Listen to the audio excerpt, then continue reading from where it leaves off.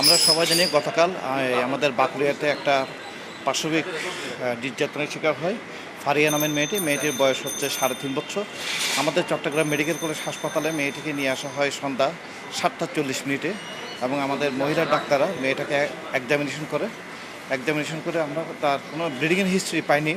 তার sample collection করেছি, DNA জন্য স্যাম্পল কালেকশন করেছি। এটা আমরা এখন ডিএনএ টেস্ট করার জন্য এটা আমরা ঢাকায় পাঠাবো। যদি এটা কনফার্ম রিপোর্ট আসে তখন আমরা বলবো যে এটা রেয়ার কেস।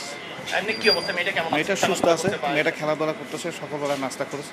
এমনি তার কোনো বাইরে এক্সটার্নাল কোনো নাই, ইনজুরি নেই। মেয়েটা পুরোপুরি সুস্থ আছে এটা বলা যায়। তার খাওয়া দাওয়া সব কিছু নর্মাল। এইরকম ঘটনা একটার পর একটা ঘটছে, এটা খুবই দুঃখজনক। এখানে আমাদের চট্টগ্রামবাসী এই ঘটনার পরে যে রিয়াকশানটা শো করেছে, এটা স্বাভাবিক একটি বহিঃপ্রকাশ। কারণ এটা আমাদের রামিসার বাপও বলেছে যে আমি বিচার চাই না, কারণ আপনারা বিচার করতে পারবেন না।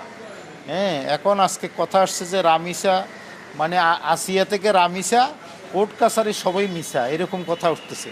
এটা আমাদের সমাজের ভঙ্গুরতায় প্রমাণ করে। আমরা যে এই সমাজকে সঠিক করতে পারি নাই, বিচার ব্যবস্থার প্রতি মানুষের আস্থা সৃষ্টি করতে পারি নাই, এটা আমাদের জন্য খুবই দুঃখজনক।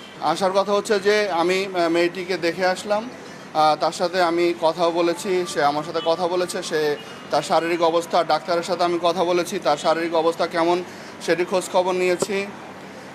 তার মার সাথে কথা বলেছি, সে আলহামদুলিল্লাহ এখন ভালো আছে। তার বিভিন্ন টেস্ট, আপনারা জানেন যে এই ধরনের কেসগুলোর ক্ষেত্রে যে ধরনের টেস্টগুলো করা হয়, সেই টেস্টের জন্য সমস্ত রিপোর্টের পাঠানো হয়েছে।